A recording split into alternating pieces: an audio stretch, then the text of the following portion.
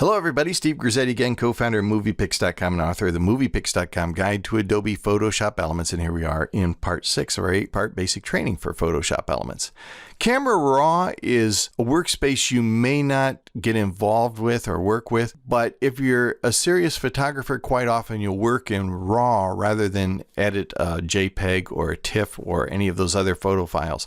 When you get a JPEG out of your camera or out of your phone, that's a finished photo. The device took the imagery it had or the image information, it processed it, it averaged it a little, it compressed it, kind of maybe improved the contrast and the brightness a little bit, but it's a finished packaged photo. And again, because it's a JPEG, it's compressed. It lost some data in the process of coming down to a JPEG.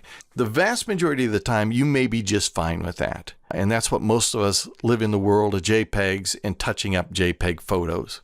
But if you're serious about working with photos and you want a lot more control, if you're somebody who may have worked in a dark room 50 years ago, you may want to work in Camera Raw. Camera Raw is sometimes called digital negative, and you might often see these called a DNG file, but often their suffix is CR or CR2, and I'm going to open one up here under the File menu, selecting Open in Camera Raw. By the way, you can open any photo in Camera Raw, but we're going right to a real RAW photo because I want to show you what RAW is and what the advantages of working in RAW are. So here's a CR2 photo, and you notice it opens up in a very different workspace for cleaning up your photo.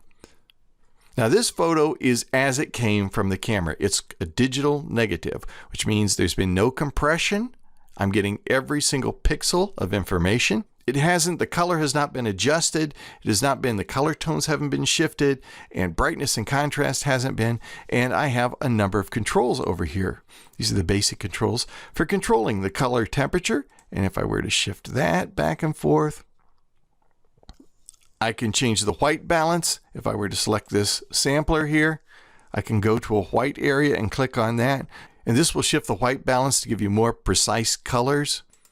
I can actually choose some preset white balance depending on whether this was shot in daylight, on a cloudy day, or under regular lights indoors. You can see how much deeper these controls go than regular controls. And there is also an automatic feature. We'll select that, and you can see we're shifting a lot here. Was this an orange couch or was it a green couch? And a lot of changes you can make. If you go under detail, you see there are even more things you can adjust, sharpening and noise reduction. If you go to the top of the panel here, you get very precise information about how the photo was shot. You can, of course, crop it if you'd like. If they're red eyes, if people have those eyes that reflect a flash bulb and they look very reddish, you can get rid of that also. One thing you might notice if you go down here, there's a Done button, but if you click Done, you're not going to get a printable picture. You can't print a Camera Raw picture. It's a work in progress. It's a digital negative.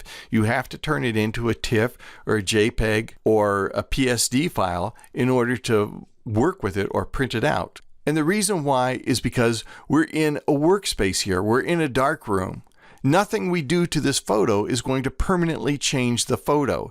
Okay, so this is a digital negative, and if I were to select crop, and I were to crop this photo way down like this, and click Done, and save that, guess what? Nothing has been lost. I can go back to the File menu, reopen that picture in Camera Raw, and even though it's been cropped, if I go back here to the crop control, I can get all of that picture right back again just by uncropping it. So I hope you can see why this would be a very powerful workspace if you were a professional photographer. If you're an amateur and you're changing color and you're making adjustments, you're constantly changing your JPEG, okay, permanent changes to it. But here in this workspace, you're still in the kind of digital negative area, a workable area. Anything you do here can be undone. And until you actually open the picture by clicking Open down here in the lower right-hand corner, open the picture in Photoshop Elements regular workspace and choose the option to save it as one of these photo file formats. The original image here, though, will always remain untouched, okay? Or it still remains in a workable, fluid, plastic space where you can continue to make adjustments to it without changing the original digital information. So Camera Raw, very advanced workspace, but it's available as part of the Photoshop Elements tool package, and they're constantly updating it to the latest cameras and to the latest Camera Raw workspace. Well worth checking out if you want to do some serious photography and some very, very precise cleanup to photos on a professional level. Now in part 7, we'll get back into using the basics of the program in Basic Training Part 7. I hope you'll join me for that.